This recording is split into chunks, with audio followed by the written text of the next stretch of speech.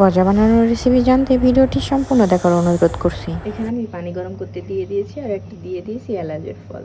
এখন দিয়ে দেবো এর মধ্যে চিনির শিরা তৈরি করে নেব ও অল্প একটু লবণ।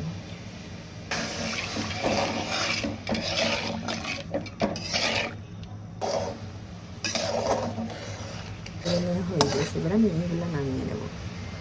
এর মধ্যে একটু লবণ, সয়াবিন তেল ভালো করে মাখিয়ে নেবে। এগুলা অল্প অল্প করে পানি দিয়ে আটাটা আমি ছেনে নেব। আটা কিন্তু আমার ছেনে নেওয়া হয়ে গেছে। আটাটা কিন্তু আমি এবার বেলে নিয়েছি। এবার আমি এগুলা পিস পিস করে কেটে নেব।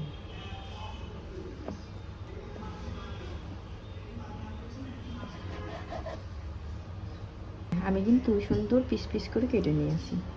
পিস করে কেটে নেওয়া হয়ে গেছে। এবার আমি এগুলো ভেজে নেব। কড়াইতে দিয়ে দিচ্ছি তেল। এক এক করে এগুলো দিয়ে দেব।